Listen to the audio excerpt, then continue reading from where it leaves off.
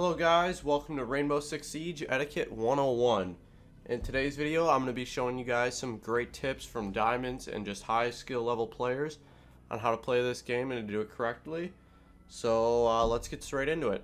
Alright, so the first thing you're going to do is you're going to go to your settings here.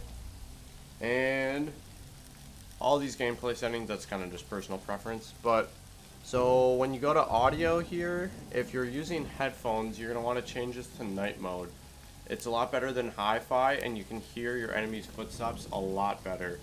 There's been testing, and it also says this on Reddit. I'll probably link it in the description. But yeah, so definitely turn that to night mode. And then that should be good for audio. Display settings, this is all personal preference except for aspect ratio. I like it at 5:3. A lot of pro players also play on there, so you can use that as well. Graphical settings, so we got texture quality. I just leave this on high. Basically, you just kind of want to set this to what your computer can handle. And if you do have a 144 hertz monitor like I do, you kind of want to optimize it for frames while kind of taking off quality so you can like handle it in the middle more towards performance. Controls, if you're on PC, I think they also have this on console, but you're going to want to change both of these to advanced. Alright, so that's all that I got for the settings, and let's move on to the next tip. Alright, on to the next tip. So the next tip is saving your drones when you're on the attacking team. Intel is very important with Rainbow Six Siege, considering that it's an intel based game and you need this knowledge to figure out where the enemies are.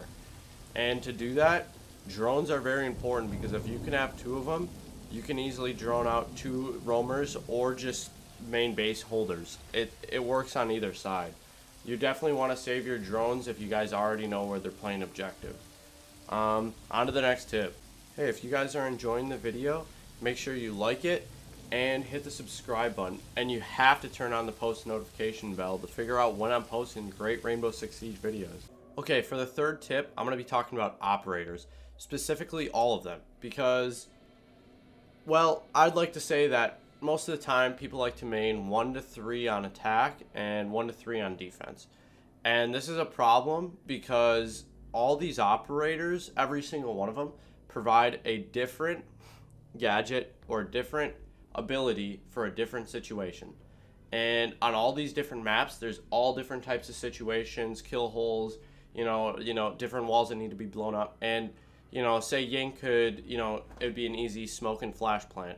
Or Ash just needs to rush in, or drones need to be muted. You can block off a door with smoke. There's so many options that you have, and you just need to use all of the operators and figure out which ones work in which rooms and which place when you can use the right operator.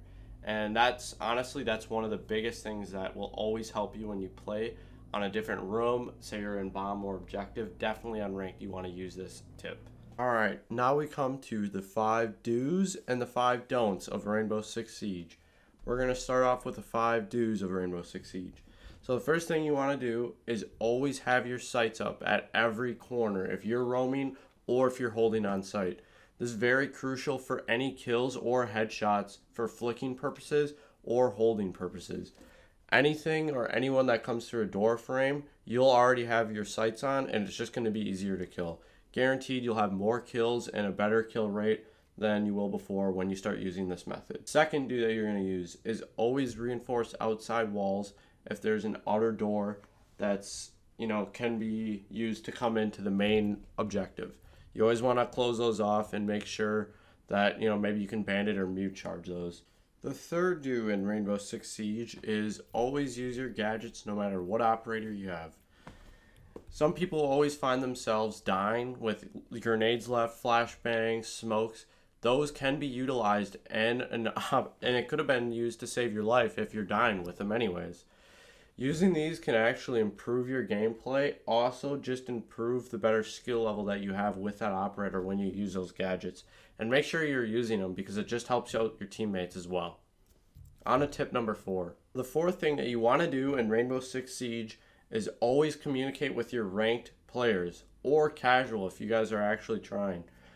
Ranked and casual both need communication, especially in ranked, to know where your enemy is. And how I talked about intel before, It's basically intel, and letting your teammates know on quality callouts and pinging. Stuff like that can just honestly help the team overall win your games, improve your win-loss ratio, and your kill-death ratio.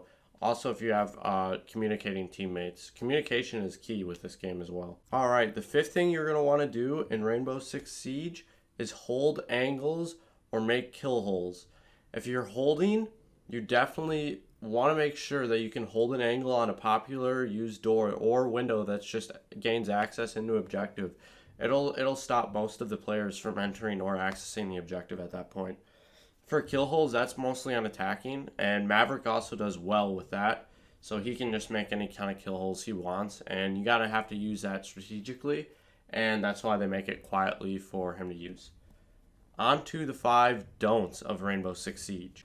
Alright, the first don't that you do not want to do is talk trash to your teammates.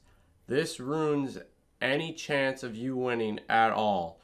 I'm not saying 100% of the time you're going to lose it if you're irritated or arguing with your teammates, but most of the time when there's a situation, because I've had plenty of times where people just argue with me on how I could have got the kill or how they should have got the kill, and honestly, it's a big waste of time. Arguing in any situation in ranked is an awful idea. It wastes time.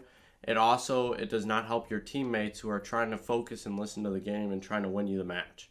So honestly, just be the bigger man and probably just shut your mouth. That'd probably be the best thing you could do in these situations. On to the second don't of Rainbow Six Siege. The second don't of Rainbow Six Siege is do not straight queue for ranked.